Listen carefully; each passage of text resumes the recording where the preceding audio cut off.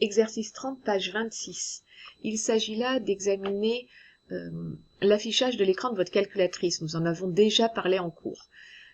Ici, lorsque l'on essaie de calculer 101 divisé par 43, la calculatrice nous donne une valeur approchée, 2,348837209, les nombres qui sont donnés dans votre exercice et qu'Adama a obtenu. Et il se dit, c'est un nombre décimal, puisque d'après la calculatrice, il y a 9 chiffres après la virgule.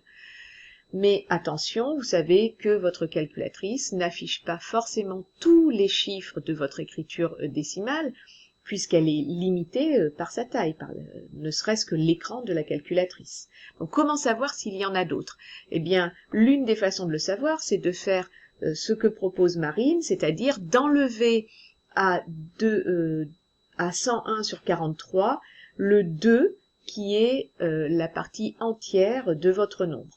Une autre façon de faire, ce serait d'écrire sur votre calculatrice 101 divisé par 43 et de lui enlever le résultat proposé par la calculatrice, c'est-à-dire 2,348837209. Et vous obtiendriez encore 0, etc., un nombre, avec un nombre de chiffres après la virgule fini d'après votre calculatrice.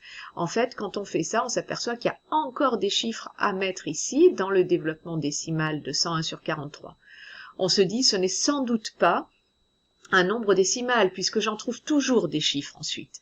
Mais, comme certains me l'ont dit en cours, comment on pourrait peut-être avoir 50 chiffres après la virgule, ce qui est beaucoup et ce ne serait pas affiché par la calculatrice, et ça s'arrêterait à 50 et notre nombre serait décimal.